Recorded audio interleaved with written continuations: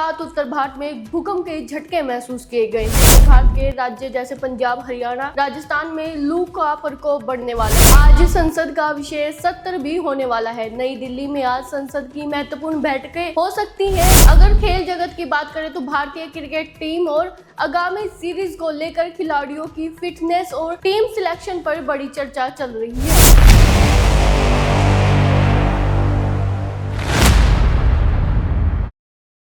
नमस्कार, मैं हूं अंकिता और आप देख रहे हैं आवाज इंडिया टुडे। चलिए आज की देश की बड़ी खबरों की ओर रुख करते हैं। कल देर रात उत्तर भारत में भूकंप के झटके महसूस किए गए हैं। कई विशेष जगह जैसे दिल्ली, एनसीआर, राजस्थान, हरियाणा, चंडीगढ़ और मोहाली में भी इसके भूकंप के झटके महसूस किए गए। इसकी तीव्रता लगभग 4.8 से 5.2 के बीच मापी गई है। चलिए अब आपको बताते हैं कि भूकंप का मुख्य केंद्र क्या रहा है और उसका समय क्या था। शुरुआती रिपोर्ट के अनुसार भूकंप का केंद्र राजस्थान के बीकानेर संभाग के पास जमीन से 10 किलोमीटर नीचे था। झटके रात लगभग 11:30 बजे और सुबह 3:30 बजे आसपास महसूस किए गए हैं। फिलहाल किसी जान माल के नुकसान की खबर सामने नहीं आई है। मौसम विभाग ने उत्तर भारत में अलर्ट जारी कर दिया है। उत्तर भारत के राज्य जैसे पंजाब, हरियाणा, राजस्थान में लू का प्रकोप बढ़ने वाला है। मौसम विभाग ने अगले 48 घंटों के लिए येलो अलर्ट भी जारी कर दिया है। आज संसद का विशेष सत्र भी होने वाला है। नई दिल्ली में आज संसद की महत्वपूर्ण बैठकें हो सकती हैं, जिसमें कुछ नए विधायकों और आर्थिक नीतियों पर चर्चा की उम्मीद है। अगर शेयर बाजार की बात करें तो शेयर बाजार में भी हलचल देखने को मिल रही है। निफ्टी में उतार चढ़ाव देखा जा रहा है। निवेशकों की नजरें आईटी और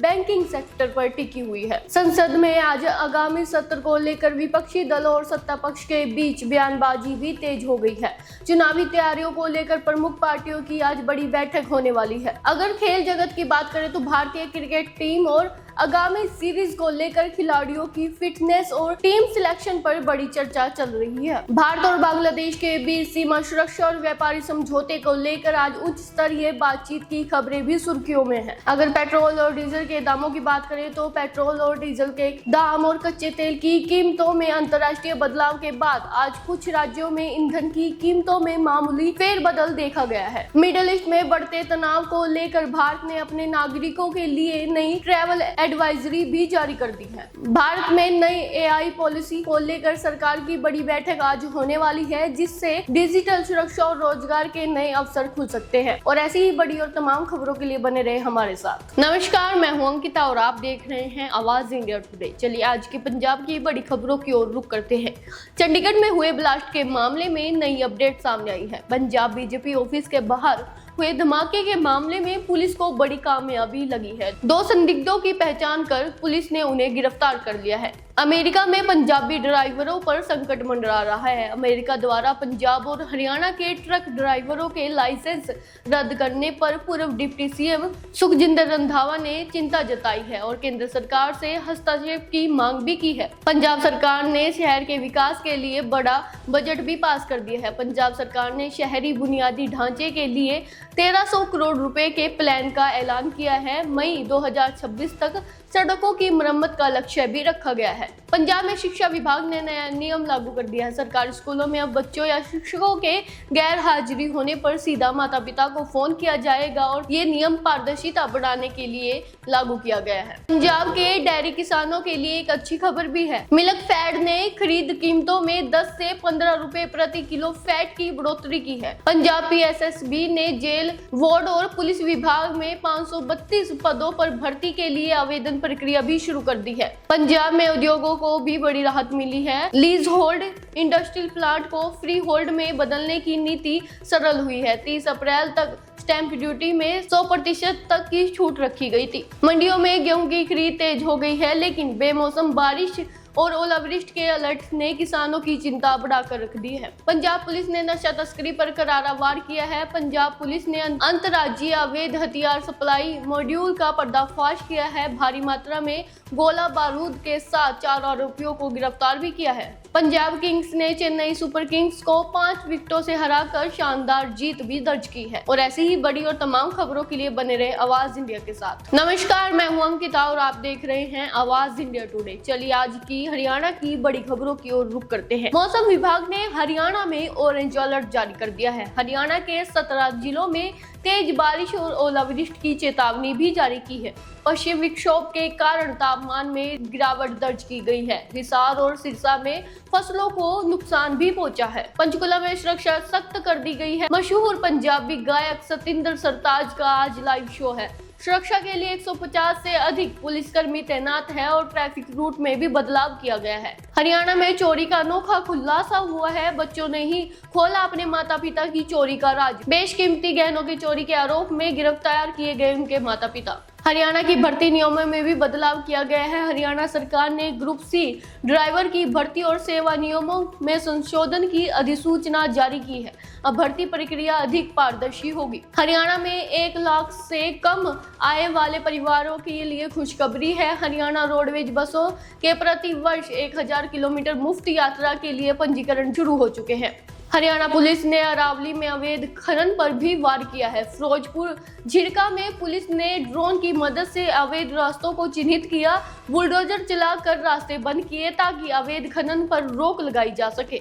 हरियाणा के स्कूलों में शिक्षा विभाग ने नई पहल की है। स्कूलों में बच्चों और शिक्षकों की उपस्थिति अब सीधा माता पिता के मोबाइल पर SMS के जरिए भेजी जाएगी। हरियाणा में गेहूं की खरीद भी शुरू हो चुकी है। प्रदेश की मंडियों में गेहूं के खरीद शुरू होगी, लेकिन बारिश के कारण नमी की समस्याएं बढ़ रही है। सरकार ने अधिकारियों को गेहूं की खरीद करने के निर्देश भी जारी कर दिए हैं। हरियाणा सरकार ने नशा मुक्त हरियाणा अभियान भी शुरू कर दिया है। सिरसा और फतेहाबाद पुलिस ने बड़ी कार्रवाई करते हुए भारी मात्रा में नशीले पदार्थ के साथ 3 अंतर्राज्यीय तस्कर भी गिरफ्तार किए हैं। अगर खेल जगत की बात करें तो हरियाणा के मुक्केबाजों ने नेशनल यूथ चैंपियनशिप में 5 स्वर्ण पदक जीतकर प्रदेश का मान भी बढ़ाया है। और ऐसी ही बड़ी और तमाम खबरों के लिए बने रहे हमारे साथ। नमस्कार, मैं हूं अंकिता और आप देख रहे हैं आवाज इंडिया टुडे। चलिए आज की हिमाचल की बड़ी खबरों की ओर रुख करते हैं। हिमाचल सरकार ने 300 यूनिट फ्री बिजली पर नया फैसला लिया है। हिमाचल सरकार ने अपनी चुनावी वादों को लागू करने की दिशा में बड़ा कदम उठाया है। वर्ष 2026-27 के दौरान पहले चरण में 1 लाख गरीब परिवारों को 300 यूनिट मुफ्त बिजली दी जाएगी। इसके लिए बिजली बोर्ड ग्रामीण विकास विभाग के साथ मिलकर पात्र परिवारों का चयन करेंगे। हिमाचल में अटल टनल पर आवाजाही पर भी रोक लगा दी है। लाहौल स्पीति में भारी हिमपात और हिमस्खलन के खतरे को देखते हुए प्रशासन ने अटल टनल के उत्तरी पोर्टल पर सभी व्यावसायिक और पर्यटन गतिविधियों पर फिलहाल रोक लगा दी है। हिमाचल सरकार ने विभिन्न बोर्ड निगमों और आयोग के अध्यक्ष और उपाध्यक्ष से कैबिनेट रैंक का दर्जा वापस ले लिया है। इसके साथ ही सितंबर 2026 तक उनके वेतन में 20% तक की कटौती भी लागू रहेगी। कांगड़ा को पर्यटन राजधानी बनाने की दिशा में ADB प्रोजेक्ट के तहत 180 करोड़ रुपए का 5 स्टार होटल विकसित किया जाएगा। इसके अलावा राज्य में 50 नए इको टूरिज्म साइट बनाने की योजना भी शुरू हो गई है। हिमाचल सरकार ने कांगड़ा में सामूहिक नकल पर भी कार्रवाई की है। कांगड़ा जिले के एक स्कूल में परीक्षा के दौरान शिक्षक द्वारा बोलकर उत्तर लिखवाते हुए पकड़े जाने के बाद शिक्षा विभाग ने सख्त कार्रवाई करते हुए संबंधित शिक्षक को निलंबित कर दिया है। अगर हिमाचल के मौसम की बात करें तो हिमाचल प्रदेश में ऑरेंज अलर्ट जारी है। हिमाचल प्रदेश में आज बर्फबारी और ओलावृष्टि का ऑरेंज अलर्ट है। वर्तमान तापमान -6 डिग्री तक गिर गया है और 50% बारिश बर्फ की संभावनाएं भी बनी हुई है। सैलानी और स्थानीय लोगों को ऊंचाई वाले इलाकों में ना जाने की सलाह भी दी गई है। और ऐसी ही बड़ी और तमाम खबरों के लिए बने रहे आवाज इंडिया के साथ। नमस्कार, मैं हूं अंकिता और आप देख रहे हैं आवाज इंडिया टुडे। चलिए आज की राजस्थान की बड़ी खबरों की ओर रुख करते हैं।